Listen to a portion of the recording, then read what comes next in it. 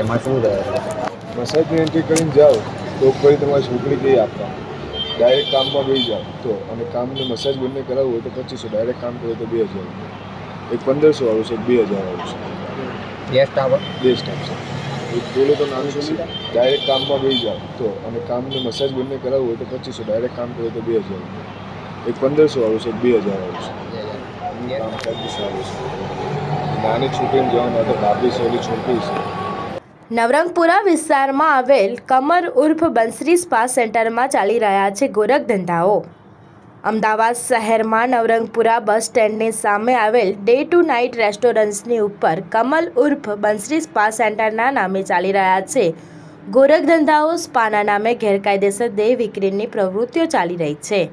Star news 7એ reality check કરતાં જાણવા મળ્યું કે અહીંયા દેહ વેપાર કરતી મહિલાઓ ગ્રાહક દીઠ 2500 થી 3000 રૂપિયા લઈ રહી છે.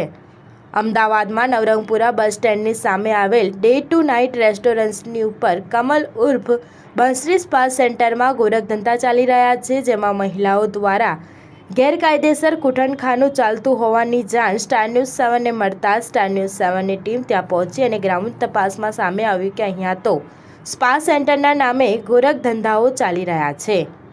હમણાં થોડા દિવસો પહેલાં જ પોલીસે અનેક વિસ્તારોમાં આવેલ સ્પા સેન્ટરોમાં દરોડા પાડ્યા હતા, છતાં પણ સ્પા સેન્ટરોના માલિકોને કોઈ પણ જાતનો ડર રહ્યો નથી. મેગા સિટી અમદાવાદમાં લોકો સ્પા સેન્ટરોમાં મસાજ માટે મોટી સંખ્યામાં જતા હોય છે.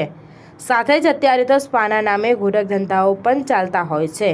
ત્યારે અહીં સવાલ એ થાય છે કે સ્પા સેન્ટરો કોની મહેરબાનીથી ચાલતા હશે?